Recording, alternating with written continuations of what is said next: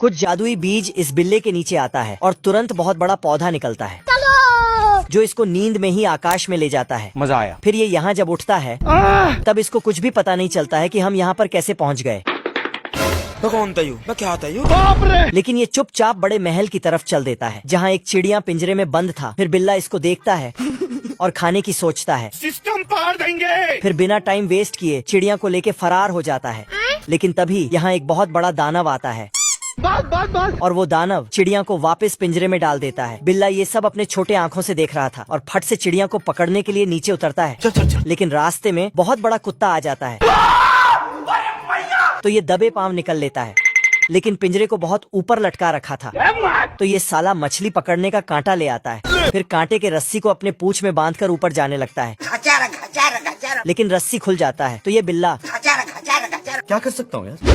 तभी कुत्ता इस पर बिल्ला दौड़कर चूहे के बिल में घुस जाता है। लेकिन यहाँ का चूहा बिल्ले से बड़ा था। तभी दोनों बिल्ला डर के भाग जाता है और कुत्ता उसके पीछे। तभी मौका देखते ही कुत्ते को अंदर बंद कर देता है और चिड़िया को पकड़ने के लिए कुछ जुगाड़ करने लगता है। फिर उस जुगाड़ से चिड़िया के पिंजरे को खोलता है और एक बियर का बोतल लाकर उसके नीचे रखकर उसका ढक्कन खोल देता है। लेकिन ये साला गलत दिशा में चला जाता है तो इस बार एक सेब को एक चम्मच के ऊपर गिराने लगता है आजा। क्योंकि ये उससे ऊपर उछलकर चिड़िया को पकड़ने चाहता है। फिर चिड़िया को पकड़ लेता है और भागने लगता है।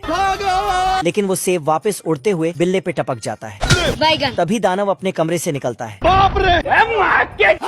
और बिल्ले के पीछे पड़ जाता है। तो ये बिल्ला अपना जान को किसी तरह बचाकर पौधे से सरकते हुए नीचे भाग जाता है।